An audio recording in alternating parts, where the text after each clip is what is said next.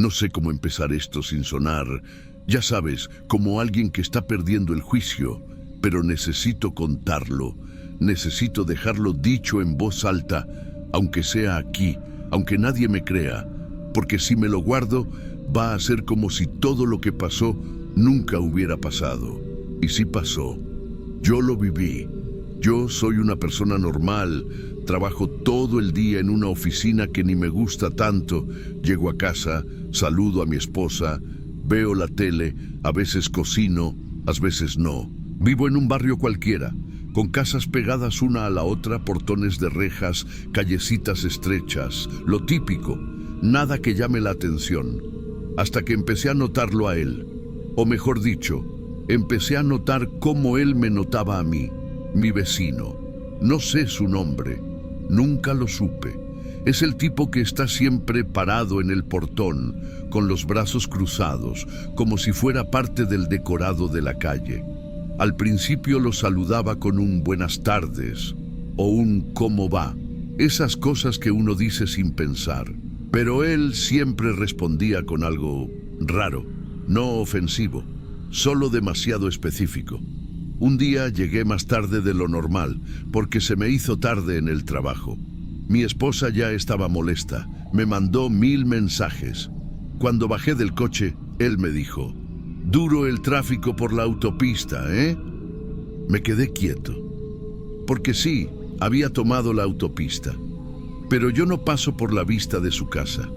No hay forma de que él me haya visto en el auto. No comenté eso con nadie, ni por celular. Pero bueno, lo ignoré.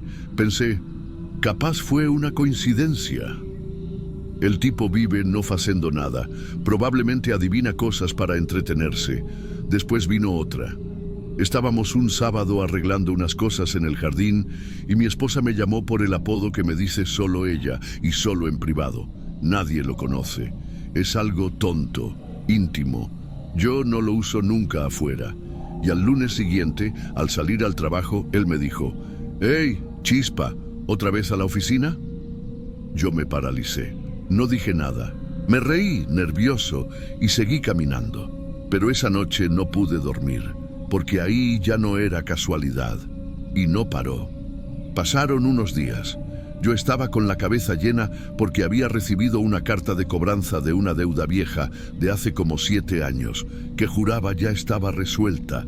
Me dejó mal. No le conté a nadie, ni a mi esposa. La rompí y la tiré. Nadie la vio. Nadie.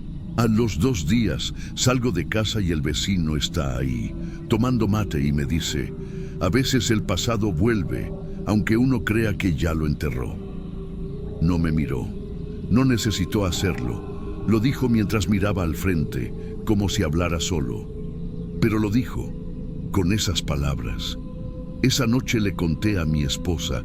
Necesitaba que alguien más supiera. Pero cometí un error. Le conté también lo de la deuda. Y eso cambió todo.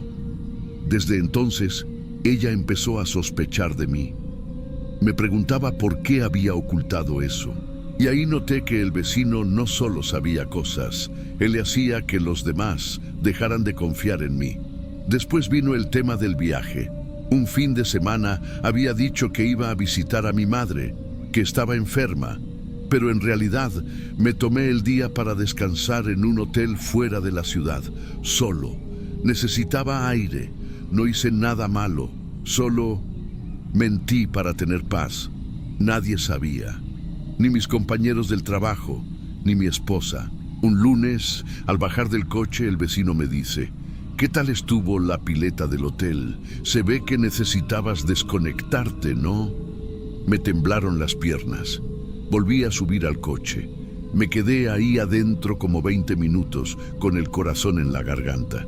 Esa semana, mi esposa me dejó de hablar, no por el hotel, ella no sabía de eso aún, mas porque el vecino empezó a hablar con ella.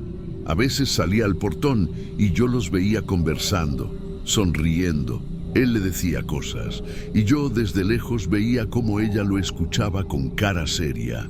Después, cuando entraba, estaba diferente, fría, desconfiada. Empezó a preguntarme cosas, a revisar mis cosas, a desconfiar de todo. En la oficina también empezó a pasar. Un compañero me soltó un chiste sobre escapaditas solitarias. Otro me preguntó si tenía algo que ocultar. Cosas así, demasiado puntuales. Yo no hablaba con nadie sobre mi vida privada. Nadie sabía. Y sin embargo, todos empezaron a saber. Me sentía desnudo, expuesto, como si alguien estuviera revisando mi cabeza mientras dormía. Intenté evitar al vecino. Cambié mis horarios, salía antes o después, pero él siempre estaba, siempre. A veces no decía nada, solo me miraba. Otras veces soltaba frases que me taladraban el cerebro, como el día en que pasé caminando, fingiendo no verlo, y él murmuró: «No hace falta que me digas nada, tú ya me lo cuentas todo». Esa frase me destruyó, me detuve en seco. Lo miré. Él ni se inmutó, se quedó ahí, como si nada. Y fue ahí que supe que no había forma de escapar, que no importaba lo que yo dijera, lo que negara, lo que intentara ocultar. Él ya lo sabía. Después de esa frase, no volví a dormir tranquilo. Intenté grabarlo. Puse el celular en el bolsillo con la cámara hacia afuera, salí como si nada, pasé por delante de él. Ese día, el tipo no dijo una sola palabra, ni una. Solo me miró, levantó la cabeza y sonrió. Fue peor así. Me hizo sentir como un idiota que estaba inventando cosas, como si supiera que yo quería atraparlo. Cuando revisé el video, nada, solo ruido de la calle y la imagen movida de mis piernas caminando. Ni una palabra, ni una risa, nada. Se lo mostré a mi esposa. Le dije: «Él sabe cosas que no debería saber, está jugando conmigo». Pero lo que ella vio fue un hombre grabando en secreto al vecino. Me preguntó si estaba bien, me preguntó si no sería mejor que hablara con alguien. Con alguien. Ahí me di cuenta de lo que estaba pasando. Ya no era solo que el vecino decía cosas que no debía saber. Es que lograba que los demás pensaran que el problema era yo, que yo estaba perdiendo la cabeza, que el que inventaba todo era yo. Y eso lo hacía todo aún más desesperante. Una tarde llegué antes del trabajo. Nadie estaba en casa. Me metí al baño a lavarme la cara. Cuando bajé las manos y me miré al espejo, escuché desde el pasillo su voz, dentro de mi casa. No me grité, no fue fuerte, pero lo escuché. ¿Ya te diste cuenta de que no podés ocultarme nada? Salí corriendo al pasillo. No había nadie. Revisé la puerta. Estaba cerrada. Fui hasta la cocina, el patio. Todo estaba como siempre. Nadie más en casa, nadie en la calle. Pero lo juro, escuché su voz. Esa noche dormí en el coche. Ni siquiera fui a trabajar al día siguiente. Me quedé en el coche estacionado a unas cuadras, con los vidrios cerrados, el calor insoportable y la mente hecha pedazos. Cuando volví a casa por la tarde, mi esposa me esperaba en la sala, con los brazos cruzados y los ojos rojos. ¿Dónde estuviste? No supe qué decir. No podía contarle todo. Me hubiera pedido que me internaran. Solo le dije que necesitaba pensar. Ella me miró como si estuviera mirando a un extraño. Me dijo que no sabía si podía seguir viviendo así, con alguien que ocultaba cosas, que decía que todos lo estaban mirando, que escuchaba voces. No la culpo. Yo tampoco sabría qué hacer conmigo. Me fui esa misma noche. Me mudé a casa de mi hermano, en otra colonia. Él no preguntó mucho. Me dijo que podía quedarme unos días, nada más, que necesitaba tiempo. Pero al segundo día, al volver del supermercado, me encontró en la cocina, con el celular en la mano, temblando, porque había recibido un mensaje, sin remitente, sin número, solo un mensaje que decía: «No importa dónde vayas, siempre vas a hablar conmigo». No lo abrí delante de él, no dije nada. Solo guardé el celular y fingí estar bien. A la semana me pidió que me fuera. Dijo que sus hijos se estaban asustando, que hablaba dormido, que decía nombres. nombres de personas que ni conocían, que me quedaba parado frente a la ventana por horas. No lo recuerdo. Puede que sea verdad. Me fui a un hotel barato, de esos donde nadie te pregunta nada, donde podés desaparecer por un tiempo. Pensé que ahí, lejos, sin nadie que me conociera, todo pasaría. No pasó. Una noche, mientras veía la tele en la habitación, escuché 3 golpes en la pared, no en la puerta, en la pared, y una voz. Decí lo que quieras, yo ya lo sé. Ahí rompí todo. El control remoto, el espejo, la lámpara. Grité. Llamaron a la recepción. Casi me echan. Pero, ¿cómo explicas algo así? ¿Cómo le explicas a alguien que hay una persona, un hombre cualquiera, de un barrio cualquiera, que te destruye sin tocarte, que te desnuda sin verte, que te deja solo sin mover un dedo? Porque eso hizo. Perdí a mi esposa, perdí mi trabajo, perdí la confianza de todos los que conocía. Nadie me cree, ni siquiera cuando les cuento todo, porque no hay pruebas, no hay grabaciones, no hay amenazas, no hay nada. Solo palabras sueltas, frases que parecen inocentes, pero que son dagas. Y él sigue ahí, siempre ahí. Sí, volví al barrio, no tengo a dónde más ir. Y él sigue en su lugar, en el portón, mirando. A veces ni eso. A veces solo está ahí, como una estatua. Pero yo sé, él siempre supo. Y lo peor es que, a veces siento que de verdad le conté todo. Que, sin querer, sin saber cómo, yo mismo se lo dije. Que mis pensamientos ya no son míos. Y que mientras yo me rompo por dentro, él solo espera tranquilo, como si fuera cuestión de tiempo hasta que tenga algo más para contar.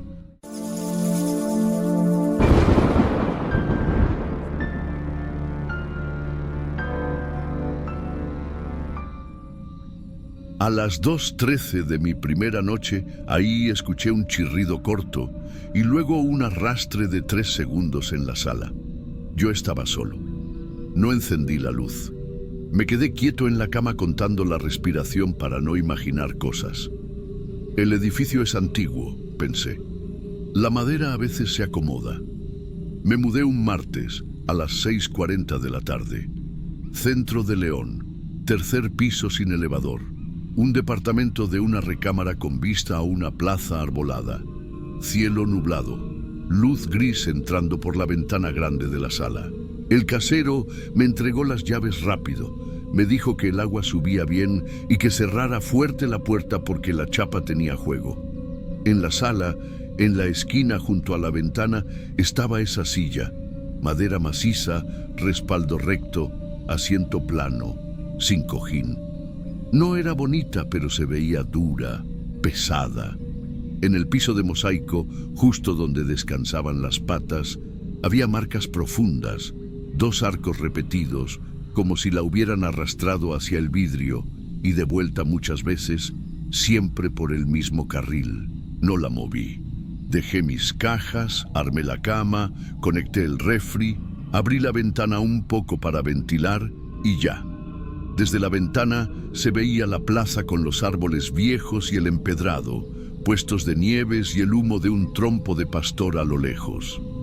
El ruido de camiones al frenar en Madero, algún vendedor de elotes cantando, el campanario marcó las 7 y luego las 8. No me incomodó el sonido. Venía de ahí, del centro. A las 10:40 apagué todo. El cuarto olía a madera guardada y a polvo fino. Dejé la puerta del cuarto entornada para que entrara un poco de aire de la sala.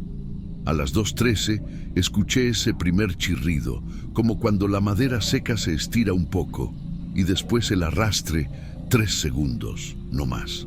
Mi primer pensamiento fue que el edificio traía alguna dilatación por la temperatura. Me quedé despierto hasta las 2:30. No volvió a pasar. Me dormí. El miércoles, al regresar del trabajo, pasé directo a la sala. La silla seguía en la esquina, apuntando a la ventana. Las marcas en el piso parecían viejas, ya sin polvo dentro del surco, como si alguien la hubiera movido hasta hace algún tiempo y luego la hubiera dejado quieta. Toqué la silla. Pesaba más de lo que parecía. La madera era áspera en los bordes, con pequeñas astillas levantadas. La levanté un par de centímetros, nada más, y la dejé igual. Cerré la ventana por el viento. Revisé el seguro de la puerta. 2 vueltas a la chapa y el pasador de arriba. Esa segunda noche no me dormí tan rápido. Me quedé un rato viendo el techo, oyendo los camiones lejanos y los pasos en la escalera. A las 2:11, otra vez el chirrido y el arrastre breve, 3 segundos. Esta vez conté mentalmente, 1, 2, 3. Silencio. No fui a la sala. No tenía motivo para ir. Me dormí como a las 3. El jueves en la mañana, antes de salir, me agaché a ver mejor el piso. Había polvo fino pegado en el mosaico alrededor de las patas, gris claro, y un brillo opaco justo debajo, como si ahí se hubiera raspado muchas veces y ya no se pegara el polvo. Me quedé con esa idea todo el día. En la comida le dije a un compañero, a manera de chiste, que mi departamento hacía sonidos nocturnos de madera. Dijo que en el centro todo suena, que las ventanas, que los camiones, que las palomas en el alero. Esa tarde me crucé por primera vez con la vecina del segundo. Señora de 1,60, cabello recogido, bolsa con 2 panes. Nos topamos en el descanso de la escalera. Yo iba subiendo con una bolsa de basura. Ella apenas me vio. Dijo, buenas tardes. Y, sin detenerse, añadió, ya volvió a sonar.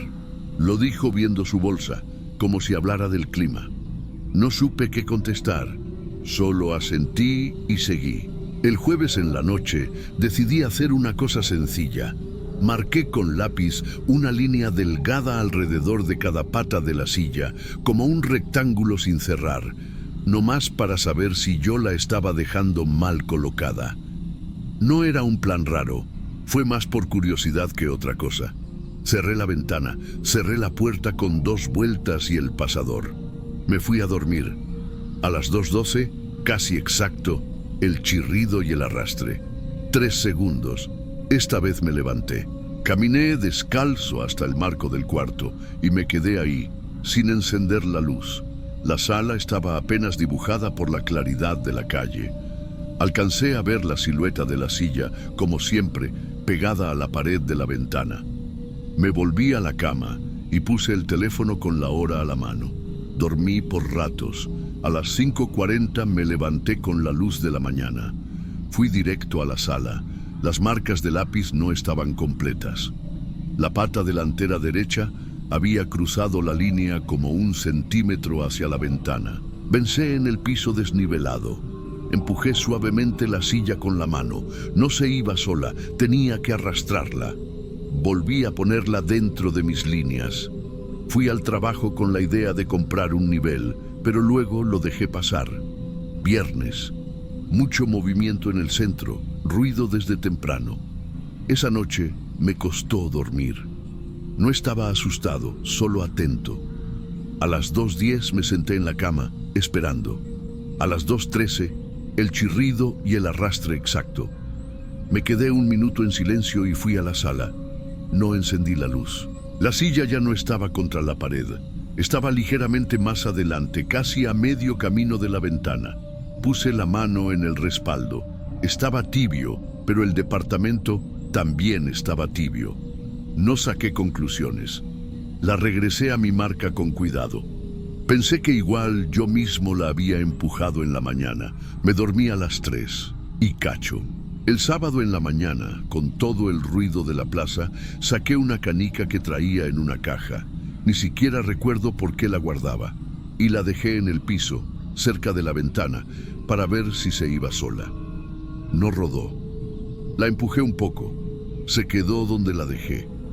Barrí la sala, levanté polvo fino, abrí la ventana un rato y la cerré. No moví la silla. Ese sábado en la tarde crucé otra vez a la vecina. En el zaguán me dijo buenas. Pasó junto a mí, acomodó la bolsa en el brazo y nada más. Ni una palabra más sobre el sonido. Me quedé con el ya volvió a sonar, dándome vueltas, sin saber si preguntarle algo. Subí. Esa noche me desperté a las 3:07 con el silencio ese que parece de madrugada cuando ya no pasan camiones. Fui a la cocina por agua y al salir vi la silla pegada al vidrio. Yo la había dejado en la esquina. No había viento. La ventana estaba cerrada. Me acerqué despacio por inercia y noté algo muy simple. En el mosaico, justo donde se acababan mis líneas de lápiz, el polvo estaba barrido hacia adelante en una banda delgada, como si las patas hubieran pasado por ahí. No medí, no tomé foto, no pensé en eso. Regresé la silla a su lugar, una mano por el respaldo y otra por el asiento. Pesaba. Regresé a la cama. Dormí por tramos hasta que se hizo de día. El domingo no estuve mucho en casa. Fui a comer con mi hermano y regresé como a las 9:30. Cerré y me dormí rápido. Si sonó, no lo oí. El lunes me levanté temprano. Salí a las 7:20. Tomé el camión. Trabajé todo el día. A las 8:10 de la noche ya estaba de regreso en la puerta del edificio. Subí las escaleras con la bolsa del súper. Metí la llave. 2 vueltas. El pasador donde lo dejé. Empujé la puerta.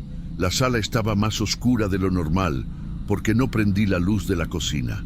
Me quedé quieto un segundo hasta que mis ojos se acostumbraron. Vi la silla y tardé un momento en entender la posición. No estaba mirando a la ventana. Estaba girada hacia adentro, recta, apuntando directo a la puerta de mi recámara, que seguía entornada como yo la dejaba siempre. No era una desviación de centímetros. Estaba colocada de frente, a medio metro del vidrio, como si alguien se hubiera levantado y la hubiese volteado para ver hacia el cuarto.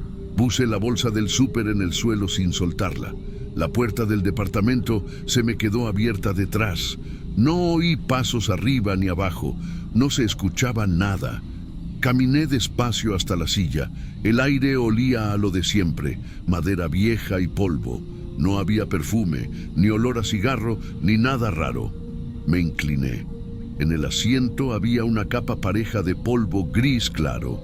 Con la luz de la calle se veía opaco, con esos puntitos brillosos que agarran cuando se pega. Y en medio del asiento, separadas por un espacio, estaban las marcas de 2 manos apoyadas hacia adelante. No eran completas. No se veían los dedos delineados como molde, pero sí el barrido más limpio donde habría estado el talón de la palma y la curva hacia el pulgar. El polvo alrededor estaba desordenado, como cuando uno empuja para levantarse. Medían lo normal de una mano de adulto. Se notaba la presión distinta entre la derecha y la izquierda, más marcada del lado derecho, como si quien fuera se hubiera impulsado de ese lado primero. No toqué el asiento. No le pasé el dedo. No tomé foto. Nada. Vi la ventana, cerrada. Vi la chapa, igual que la dejé. Me di cuenta de otra cosa. En el piso, a la altura de las patas delanteras, el polvo se abría en 2 líneas muy finas hacia el cuarto, cada una de medio centímetro de ancho, como si hubieran arrastrado un poco la silla para girarla y luego la hubieran levantado lo justo para acomodarla. Mis marcas de lápiz ya ni se veían. No hice ruido. Agarré la bolsa del súper con la mano izquierda y el celular con la derecha. Caminé hacia atrás, cuidando de no tocar la silla. Empujé la puerta con el hombro y salí. Cerré con la llave por fuera. Bajé las escaleras sin correr. Afuera, el aire estaba fresco y el cielo limpio. Fui a un hotel de los que están a 2 cuadras, esos donde uno se queda si se le hace tarde. Pagué una noche. Me acosté con la ropa puesta. No dormí bien. El martes a las 9:15 le mandé mensaje al casero que necesitaba entregarle las llaves y cancelar el contrato, que le pagaba el mes completo si quería, que no iba a seguir. Me preguntó si había pasado algo con el agua o la luz. Le dije que no, que era tema mío. Quedamos en vernos al mediodía en la puerta. Llegué a la hora. Él llegó 10 minutos tarde. Me preguntó si podía subir a revisar. Le dije que no podía quedarme. Le puse las llaves en la mano. Me dijo que era una lástima, que el lugar tenía buena vista. Asentí. Caminé hacia la plaza sin voltear. No volví a entrar. Prefiero que quien sea, o lo que sea, siga mirando por la ventana sin que yo estorbe.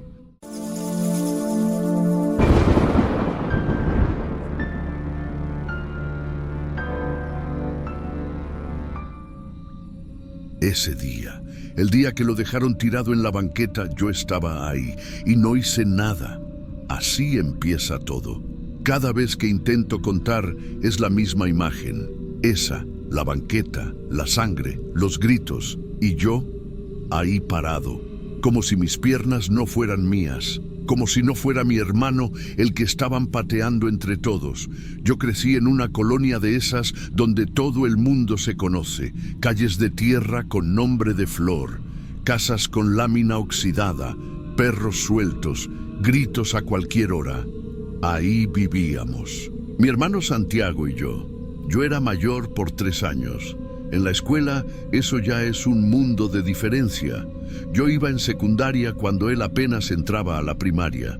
Siempre fui bueno para adaptarme, para no ser el blanco. Aprendí rápido que si no querías que se burlaran de ti, tenías que burlarte tú primero.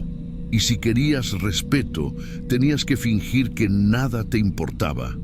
Santiago era diferente, era más callado, más noble, e isso lo hacía presa fácil. Desde o primeiro dia, começaram com piadas sobre seu cabelo, sua mochila com desenhos, o jeito que falava. Eu via e fingia que não via.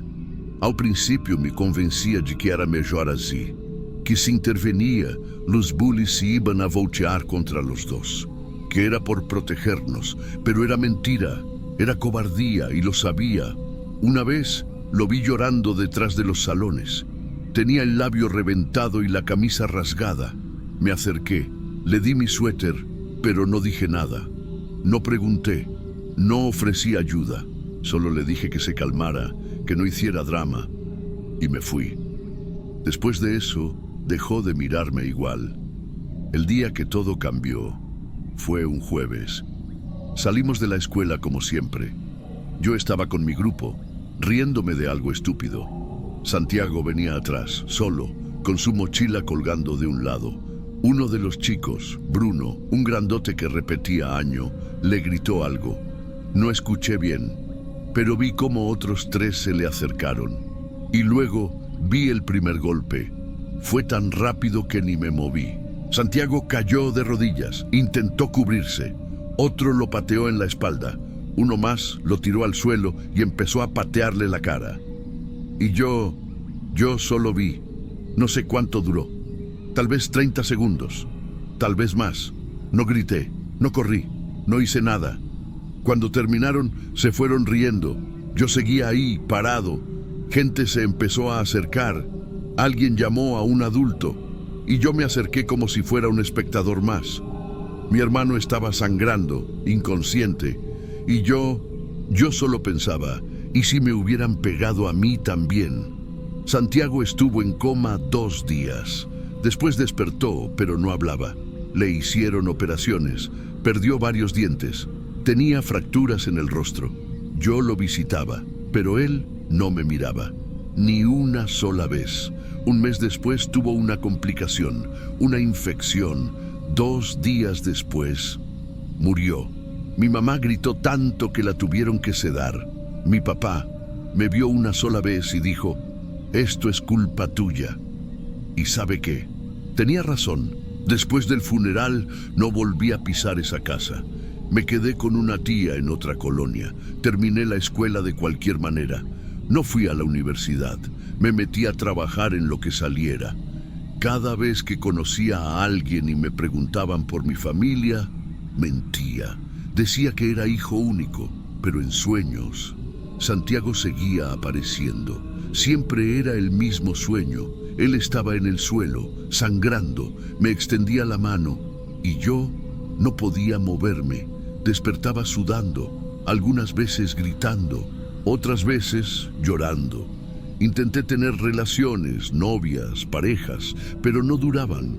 Siempre llegaba un punto en que sentía que no merecía ser querido. Me alejaba, me volvía frío, Con los trabajos era igual. Cuando algo empezaba a ir bien, algo en mí lo saboteaba. Llegaba tarde, discutía con jefes, me iba sin avisar. Una vez, un compañero me dijo, «Tú no quieres nada, ¿verdad?» Y sí, tenía razón, no quería nada, no podía querer nada. Me crucé con mi mamá un día, años después, en una tienda. Me miró de arriba abajo y dijo, «Te ves igualito a él, pero no eres ni la mitad». No me dolió, solo lo confirmé. Esa culpa se vuelve parte de uno. No es algo que cargas, es algo que eres. Nunca fui a su tumba. Sé que suena mal, que es lo que se espera de un hermano arrepentido, pero no fui. No porque no me importara, sino porque no me atrevía. Cada vez que pensaba en ir, imaginaba su cara. No la real, no la del hospital, sino la del sueño. La de cuando me mira con la boca rota y los ojos suplicando. No sé si entiendes lo que es vivir con eso todos los días.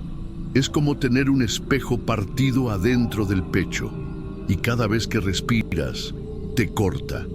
Un día, trabajando en un taller, me tocó recibir a un chico nuevo. Era igualito a Santiago, más joven, claro, pero tenía esa forma de sonreír que mi hermano tenía cuando todavía confiaba en mí. No pude, pedí para cambiar de turno, luego renuncié. Después de eso, dejé de intentar seguir adelante. ¿Para qué? Todo se sentía falso. Las conversaciones, las metas, hasta mis risas eran prestadas. Me fui apagando, día a día. Una noche, soñé que estábamos los dos sentados en la escuela, en las bancas verdes del patio. Él me miraba, pero esta vez no había rabia, solo tristeza. Me dijo, con esa voz de niño que ya casi había olvidado, «¿Por qué no hiciste nada?» Y desperté. No pude volver a dormir esa semana. He probado de todo.